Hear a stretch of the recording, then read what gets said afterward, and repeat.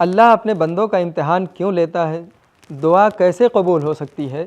اور حضرت سلیمان علیہ السلام نے اللہ سے کیا مانگا تھا؟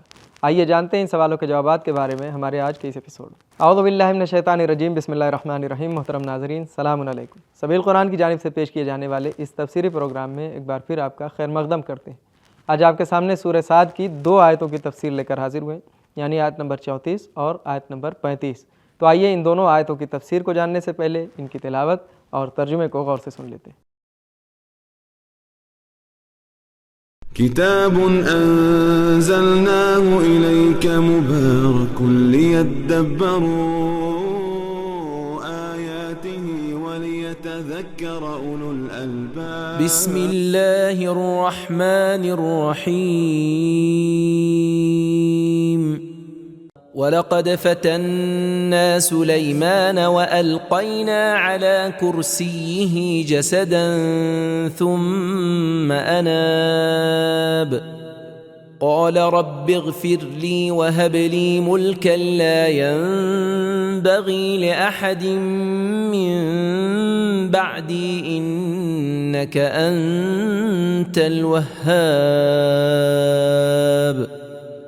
اور ہم نے سلیمان کا امتحان لیا اور ان کے تخت پر ایک بے جان دھڑ لا کر گرا دیا۔ پھر سلیمان نے میری طرف رجوع کی اور کہا، پروردگارا مجھے بخش دے اور مجھے وہ ملک عطا فرما جو میرے بعد کسی کے واسطے شایع نہ ہو، اس میں تو شک ہی نہیں کہ تو بڑا بخشنے والا ہے۔ تلاوت اور ترجمے کو سن لینے کے بعد اب آئیے ان آیتوں کے نقطے کو بھی غور سے سن لیتے ہیں۔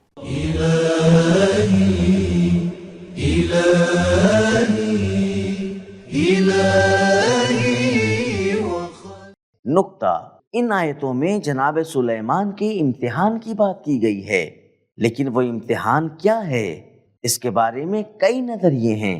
الف، جناب سلیمان کی کئی بیویاں تھیں اور ان کی آرزو یہ تھی کہ ان کی زیادہ اولاد ہوں تاکہ ملک کو چلانے میں ان کے مددگار ہوں، لیکن اللہ سے غافل ہو گئے اور انشاء اللہ نہیں کہا، لہٰذا ان کی کوئی اولاد نہیں ہوئی سوائے ایک ناقص الخلقت اولاد کے، جو ایک بے جان دھڑ کی طرح ان کے تخت پر گر پڑا۔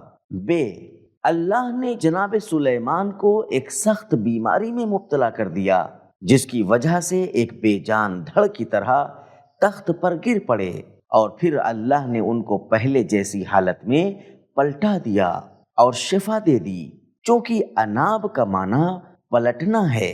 جیم، اللہ نے اس بیٹے کا جنازہ ان کے تخت پر گرا دیا جس سے جناب سلیمان بہت محبت کرتے تھے۔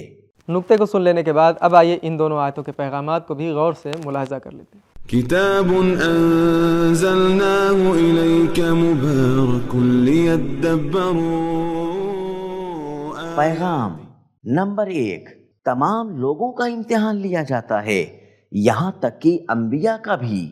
نمبر 2، امتحان روح کی چمک اور اللہ کی قربت کا وسیلہ ہے۔ نمبر 3، معصوم اور الہی لوگوں میں قدرت کو محدود کرنا ظلم اور گمراہی کا سبب نہیں ہوتا۔ نمبر 4، پہلے خود کو توبہ اور رجوع کے ذریعے پاک کریں اور اپنی روح کے ظرف کو صاف کریں، پھر اللہ سے حکومت اور قدرت مانگیں۔ نمبر 5، دعا سے پہلے استغفار کرنا دعا کے قبول ہونے کا سبب ہے۔ نمبر 6، بعض نبیوں کے پاس حکومت اور قدرت بھی تھی۔ نمبر 7، انبیاء کی قدرت زور اور بغاوت کی وجہ سے نہیں ہے بلکہ اللہ کے لطف و کرم سے ہے۔ نمبر 8، معنویت، رجوع اور خضوع و خشوع حاصل کرنے کے لیے گوشہ نشینی اختیار کرنا ضروری نہیں ہے۔ نمبر 9، اللہ سے صرف بیماری کی شفا اور مشکل دور ہونے کی دعا نہ مانگے بلکہ گزشتہ چیز کی بھرپائی اور اصلاح کے ساتھ ساتھ قدرت اور امت کی نجات کی بھی دعا کریں۔ نمبر 10، جناب سلیمان کا بلند حوصلہ اللہ سے بلند درخواست کا سبب ہے۔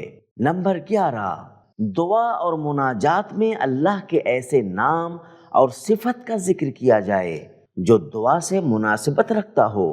نمبر 12، وسیع اور مسلسل بخش اللہ سے مخصوص ہے۔ تو محترم ناظرین، آج کی ویڈیو میں ہم نے یہ جانا کہ اللہ اپنے بندوں کا امتحان اس لیے لیتا ہے کیونکہ امتحان روح کی چمک اور اللہ کی قربت کا وسیلہ ہے۔ دعا سے پہلے استغفار دعا کے قبول ہونے کا وسیلہ ہے، اور حضرت سلیمان علیہ السلام نے اللہ سے ایسی حکومت مانگی تھی جو ان کے بعد کسی کے پاس ایسی حکومت نہ ہو، اور اللہ نے انہیں ایسی حکومت عطا بھی کی تھی۔ یہ تھے ہمارے سوالوں کے جوابات۔ ملتے ہیں اگلے ایپیسوڈ میں، تب تک کے لیے خدا حافظ۔ سبیل قرآن، قرآنی سماج کی پہچان۔